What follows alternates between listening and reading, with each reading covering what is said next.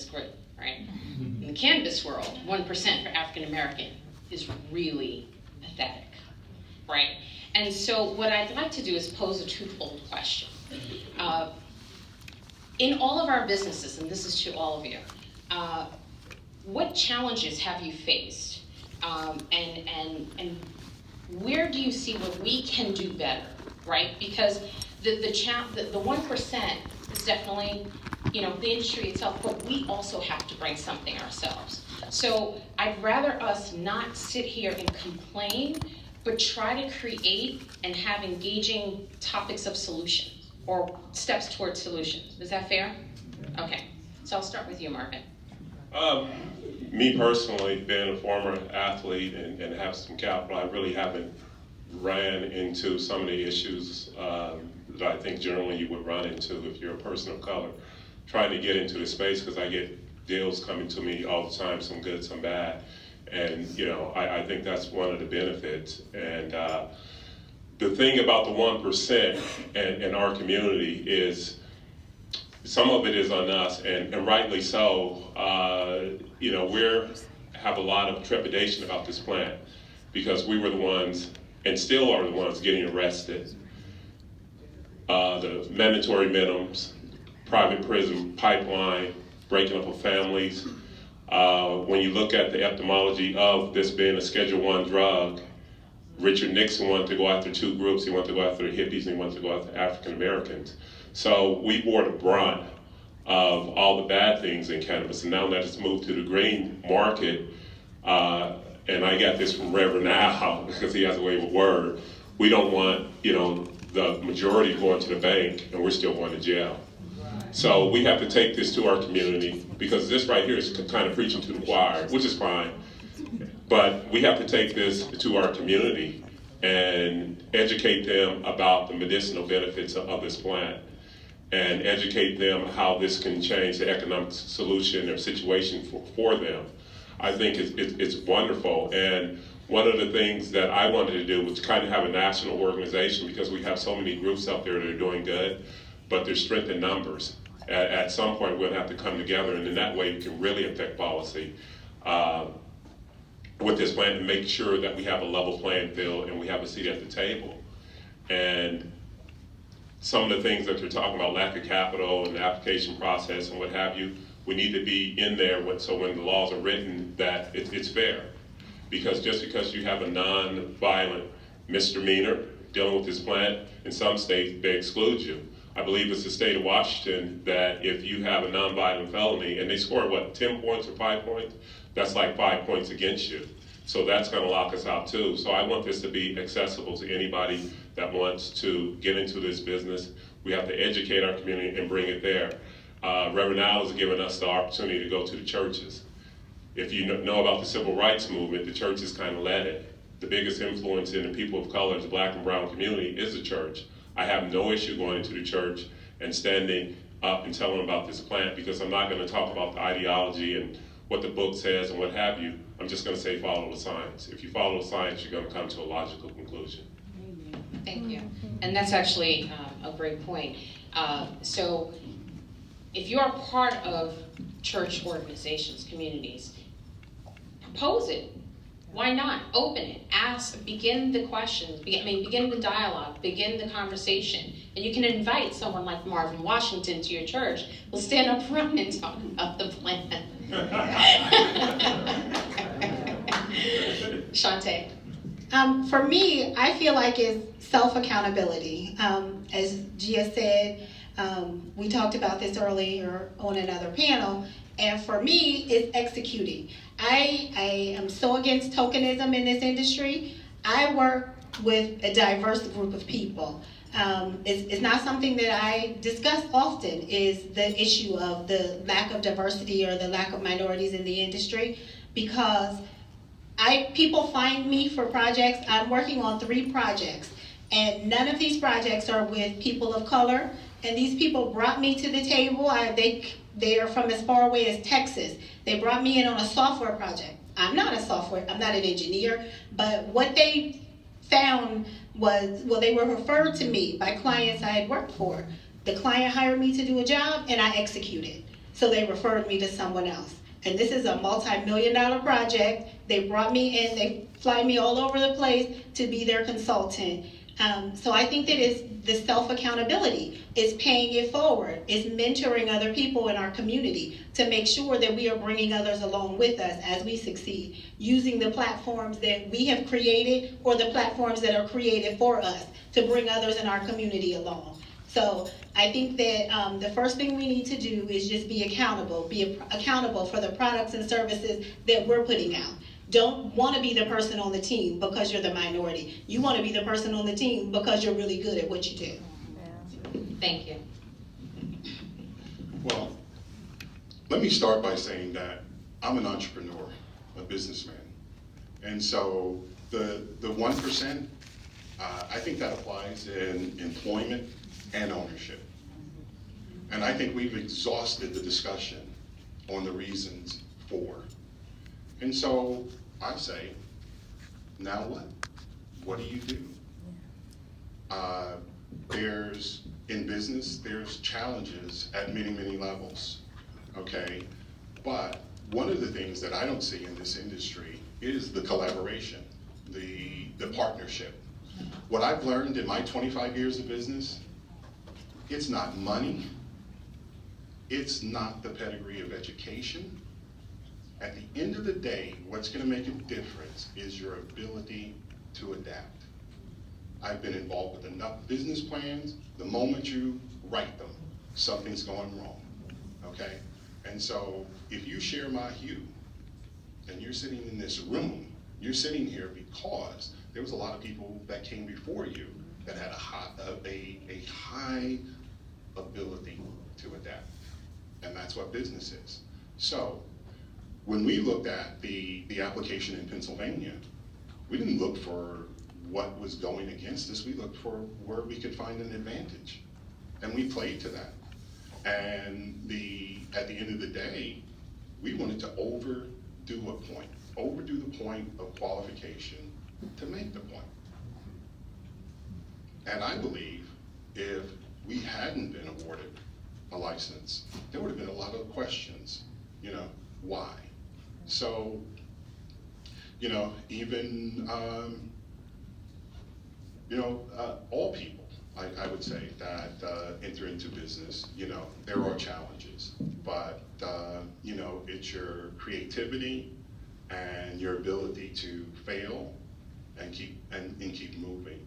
That, at the end of the day, Yep. That's going to make the difference. Thank you. And that is key, because it happens. We fail, and we fail in this space a lot. One, it's early. No one's written the blueprint yet. We're actually writing the blueprint. Our mistakes are developing the blueprint. And so for those that enter the space and they're afraid to fail, pity on you. Because you're going to be part of the solutions that down the line will look back at the pioneers and said, due to their mistakes, we've learned this. Every great leader has failed. But I'm actually going to change it a little bit on you, Dr. Knox. We've already talked about the 1%, but what many people of color in this space have found is that because there aren't many of us, we're also looking for, we become a little lonely.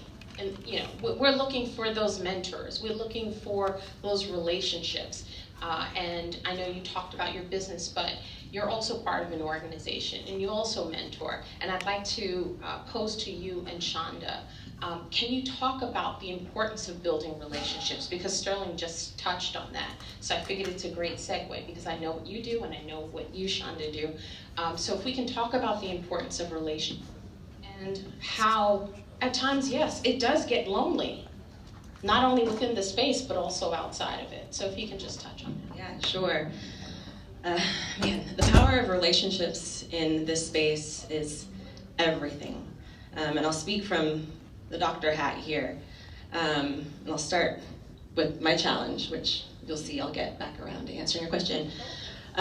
So as a medical student, as a resident in family medicine, I felt absolutely complicit in the propagating disease in our community. I trained in Charlotte, North Carolina. 98% of my patient base was Black. And we were prescribing pill after pill after pill after pill after procedure after pill after procedure, and not making a difference in the lives of these patients. And so I didn't take a job in the conventional system. I left. My sister, we graduated at the same time, went to residency together. Neither one of us applied for jobs in the conventional space. We immediately started working with our parents in cannabis medicine. And that was lonely, right? We're bucking the conventional medical system. We do not have medical governance that dictates how we should practice cannabis medicine. We are literally writing the book as we go. And that's a challenge too, because in conventional medicine, despite all the literature and the evidence and the research and the clinical data, and you guys, there's way more clinical data and research on cannabis than any of the prescription drugs that you guys take, the over-the-counter drugs. We prescribe drugs off-label, meaning that the FDA didn't even approve those drugs for the way we're using them. There are 0 studies on those drugs in the use of that particular condition, yet we used it anyways. So we have enough literature. But combating the conventional medical space with the hats that we wear is a challenge, right? And my sister and I are young. People ask us all the time, aren't you afraid you might lose your license? We're not, because we think we're doing something meaningful and powerful for our people. So anyways, we're lonely in that regard, but we're also lonely in the industry. There are not a lot of medical professionals who know a thing about cannabis medicine. When you go to conventions and cultivators and processors and patients know more than you do, medical professional, that's embarrassing. All right? So we made it our purpose to learn everything we could about cannabis medicine. Whatever the top researchers and scientists and clinicians in this world know, we want to make sure that we know it. And in learning that, we have shown up at conferences and conventions and meetings, town hall, things like that, to meet different people in the sector, because we wanted to be respected, and we wanted to be part of the conversation. And so in that process, we became very expert. But still, patients are like, my doctor doesn't know a thing about cannabis, what do you know? And cultivators and processors, et cetera, think that they know more than we do, and that's not the case anymore. But we need each other, right? So I say that to say that we need to start having conversations with one another. And I spoke at NCIA's conference on the subject of healthcare professionals and the traditional players in the cannabis industry working together to elevate the industry together. Patients come into my clinics, and I'm based out of Oregon right now, so we have adult use, right? So people do not need a medical card to go to a dispensary, but they still come to me first, and they're asking me all the ways in which they can use their cannabis to treat their condition. They're not interested in a card, I just want to run it by you first, doc. And what do you recommend? So they're asking me to make brand recommendations to them. So what does that do in an industry where all these other players are making products they want people to buy? We need to start having conversations about what people can use, how they can use it, the ease of use, how do you package for children, how do you package for adults? What are all the ways in which we need to think about our products from seed to sale, and marketing in between, and packaging, et cetera. How does that make sense as one big industry? Well, we're only going to make sense of that if we want to understand that cannabis is medicine, it's a wellness product, and then make our products with that understanding, right? I can't just say, oh, go out there and look for CBD, and the patient goes to the dispensary, he's like, I'm just looking for CBD, and then the bud tender says, well, I'll throw some CBD at you, and hope that treats whatever condition that you're dealing with. And so we have to know each other, and we have to keep each other in conversation, because this industry is only going to make sense if we're all in communication.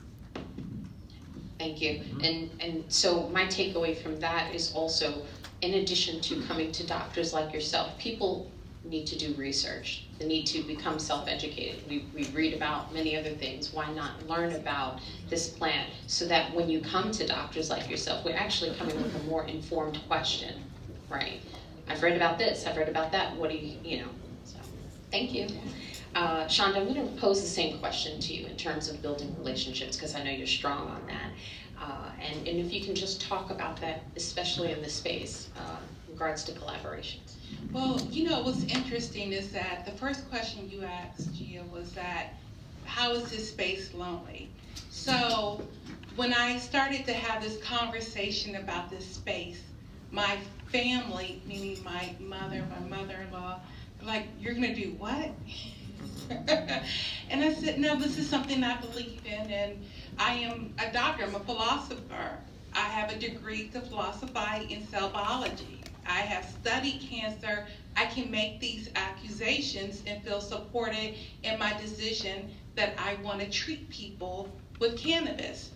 And they're like, no, you want to get locked up and you want your family to suffer. And so when you talk about loneliness, the first isolation was from family members. So I stood out on faith and I decided to go forward with what I wanted to do for that convicted reason. And then I go and sit in a room with my peers. So I have publications, scientific publications. I have over 10 global patents, 3 US patents, and my peers are saying that, why would you choose a career in cannabis knowing that it's going to stigmatize you and you will not be respected as a scientist? And I had to say, look at, I went to biology building right here, Just. If I had conformed because of what other people wanted me to do, I would not be in this space. Amen. So again, another type of loneliness, but because I felt the direct impact. Yeah. So now let's talk about relationship building. You take the leap of faith, you're in a dispensary, and I see the patient's life changing. That's relationship building. When I see my patients that were this thin, that now can go out there and have a quality of life because I took that leap and bound for them, that's relationship building. So what I say about that is that you have to do what you feel is right for you, your community, and those that you know that you can impact. And you cannot look back on that decision. Keep moving forward and finding the way. And in DC, we have been doing that. First, it was MDs that can recommend. We fought for more people to be able to recommend. Now we have dentists, we have nurse practitioners, yes, naturopaths. We are working diligently that at first, if you had a misdemeanor conviction for possession, you could not enter this industry. We have fought hard, and now you can. You can work in holding the plant.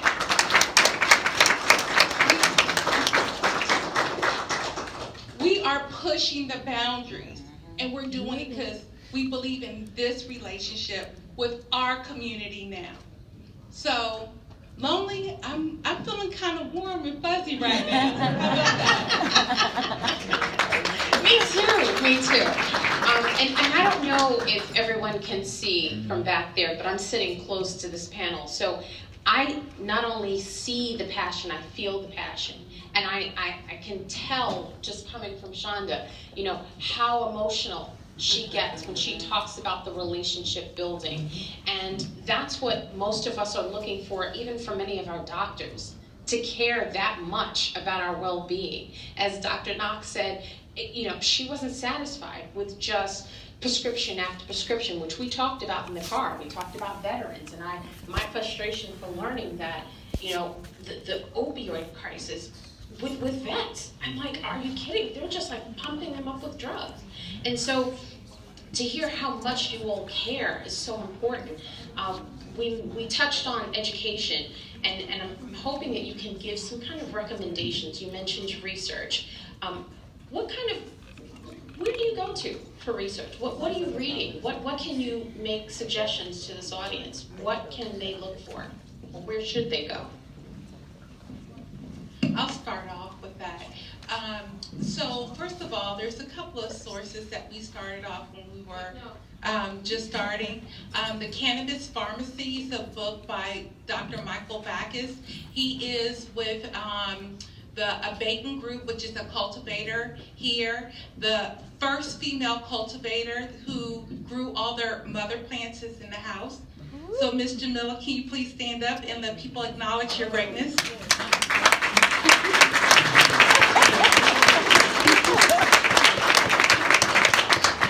What she did for this industry in Washington, D.C. has impacted the patients. I see it every day.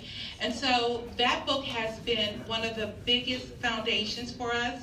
Also, Green Life has classes. National Holistic has classes. My classes are mostly research-based. It's an aggregated amount of data that's collected from different articles, journals that are proven scientific facts in the industry. So with that, each patient that comes in, we have a half an hour education session with them so they can understand why they're being treated the way they're being treated. The second time a patient comes in, we're actually giving a 15-minute consultation with them to see if their medicines are lined up.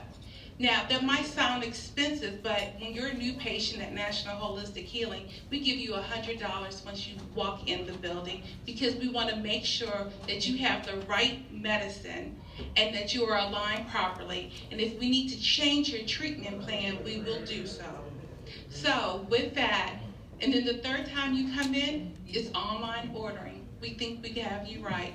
So that's our path at National Holistic. But Dr. Knox? PubMed.com. PubMed. P-U-B-M-E-D. You can find just about any published article on cannabis, on the endocannabinoid system, on cannabis in certain or specific conditions. And most of that content is free. Some of it is paid, but they have all the abstracts available to read. Hold the mic. Okay. Did you guys understand about the cannabinoid system? Does everyone understand that here? Because we talked about that earlier, right? Many times I go in rooms just like this, and there are people nodding their head because sometimes they're a little embarrassed, like, no, I don't know. Can you just, for those that are in the closet, like, oh, I kind of know.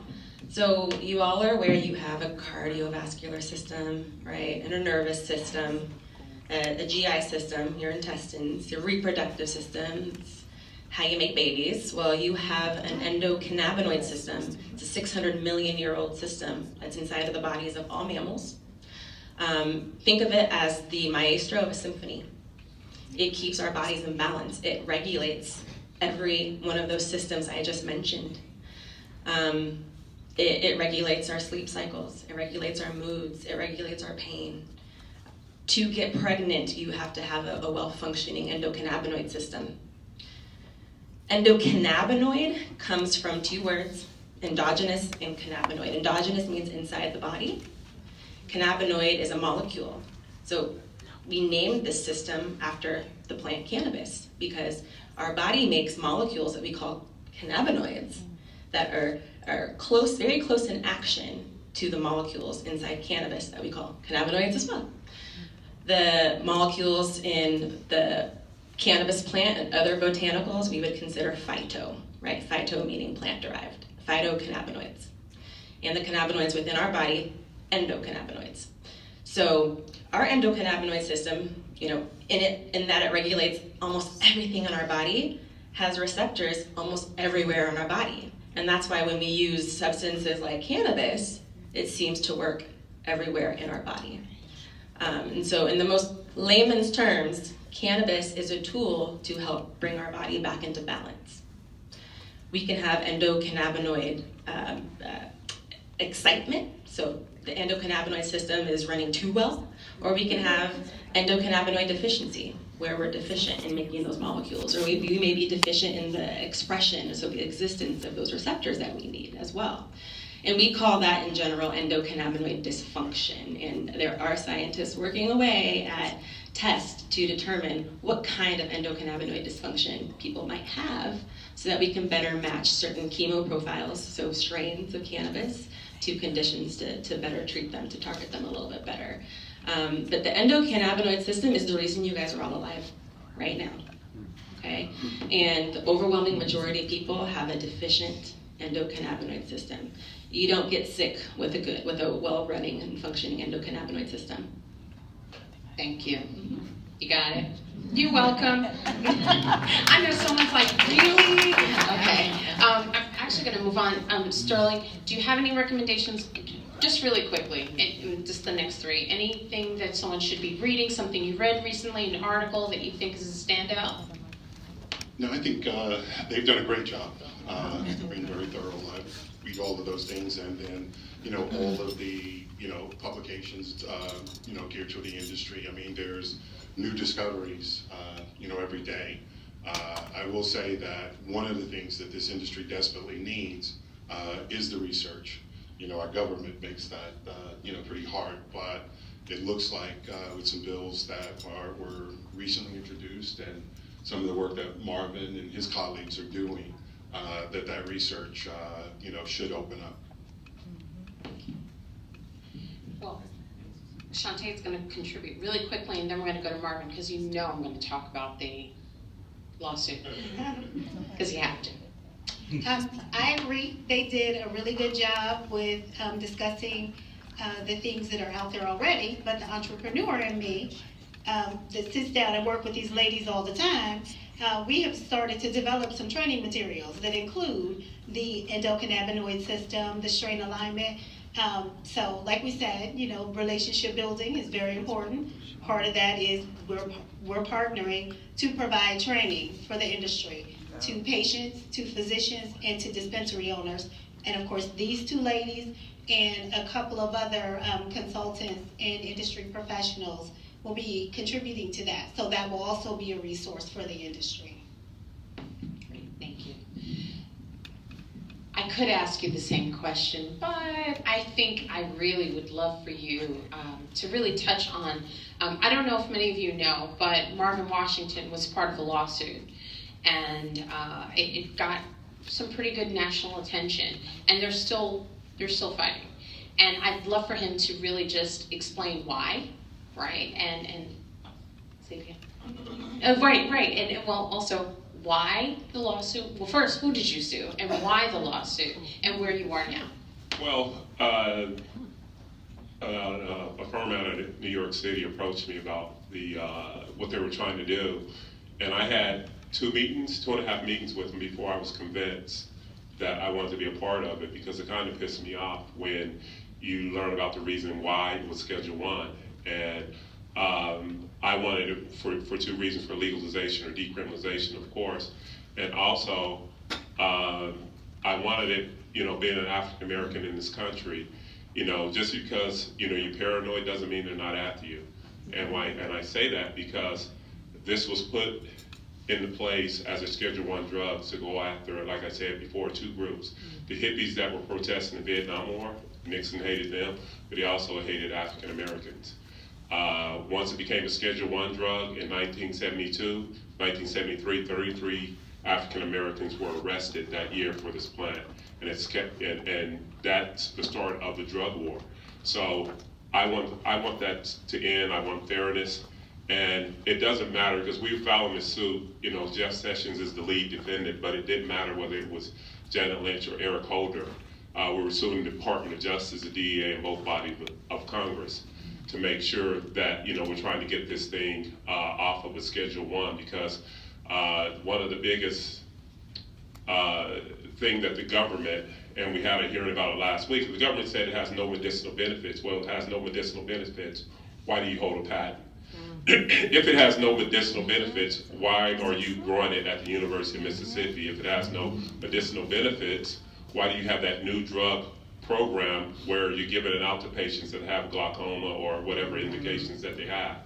So that's why I joined the case, because I think we have a chance to win. We went in last week. There's a little girl 13-year-old girl named Alexis Bordell. And she's a refugee from Texas. She lives in Colorado because Texas, you can't have high doses of THC. So she has to go to Colorado and get her medicine. So she wanted to come here this week to lobby and bring her medicine with her on federal ground. They went into court, and the government was citing cases from the 60s and the 70s. And the judge, and then they wanted the case dismissed outright, which a lot of people in the legal community thought would happen. It didn't happen.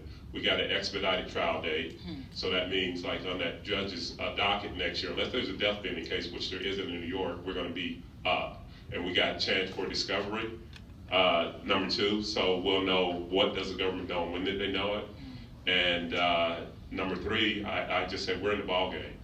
I'm happy about this, and we're not doing it. We're not trying to get any monetary damages, man. We're trying to do this for this country, because one of the things that's eating at the underbelly of this country is the opiate addiction.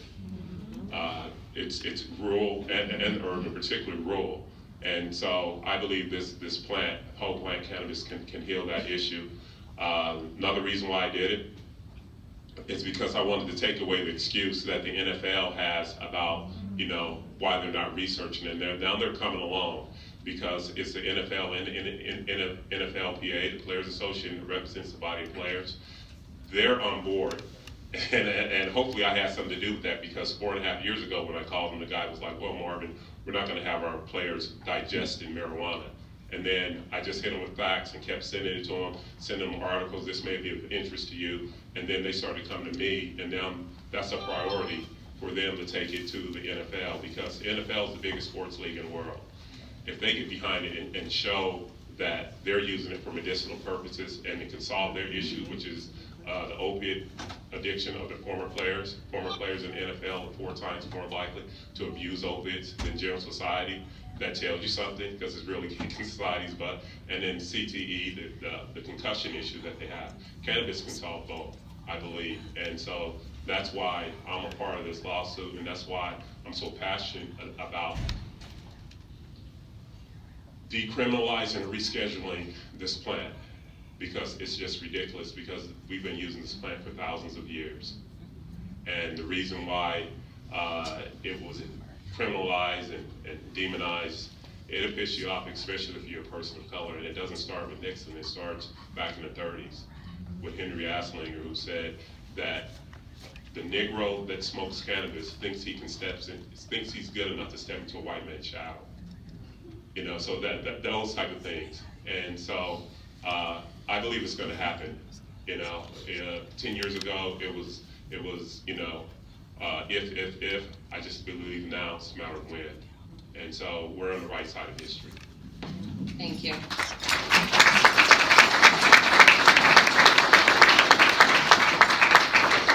I also wanted to add that in addition to the reading materials that have already been mentioned, I hope you all are looking at mainstream media. If you've noticed recently, there's been a surge of cannabis articles and information that's really coming to the forefront, which means that it's changing. I have a PR background, and so for me, I pay attention to this, because now there are beat reporters that are covering the cannabis industry, which tells us that there's a shift in this space. And when the Wall Street Journal has their own beat reporter, and the New York Times has theirs, and Forbes magazine has 5 cannabis reporters. Yes, they're freelancers, but still they're reporting. Fortune. We're seeing more and more of this. I continue to be a student in this space. Yes, maybe leaders, right? Why not call yourself a leader? You're doing the work, but we continue to learn and I say educate ourselves. And I think it's very important, in addition to information that has been shared on the panel, sign up for these newsletters, these industry trades. Start taking a look at who's covering the cannabis industry in these mainstream publications. It's really key, because then you'll start to learn about more of these companies. Who are they doing business with? I learned about all of the publicly traded companies, not just here in the US, but in Canada and other countries. So in addition to the medicinal side of it, and yes, you've got the rec side, but you also have the financial side. And so that I say all of that because it brings me to the most common question, right? How do I invest in the cannabis industry? I want to invest. I want to put my money behind something. And my common question is, what do you even know about investing in the first place? What are you investing in? Like, if you've never invested in the stock market, why all of a sudden are you quick to put your pennies in penny stock? Not penny stocks, really. Like, no, I don't want 5 pennies. But the importance of that is now is the time, especially because we're so early in this space, to truly understand and learn what investing in a business is, whether if it's in financial services or within a business. It's really key. And I've used the example of, there are many people that boycott companies and they go out and they're marching, and I'm all for it. But guess what? Your 401k is sometimes still tied to those same companies that you're boycotting. It's now time to understand and learn who you want to invest in. It's still the Wild West in our space, right? But with that said, there are many trends and outlooks that we're seeing. I know from your side of the business, Sterling from your side, Marvin from yours. If we can just quickly touch upon that, what are you seeing? What trends and outlooks are you seeing within the space? I'm not saying give financial advice. No, don't go out and say, oh, well, Marvin said or Shonda said. But within the dispensary market, I'm sure that there are some things that people are coming forward with, asking about. If you can just share that insight. So this is a very hard question to navigate, because what I've seen is that people, everyday people who want to enter this industry will say, I want to go for a dispensary. So they hire a consultant that has really no track record of winning in any state, or said but have no proof.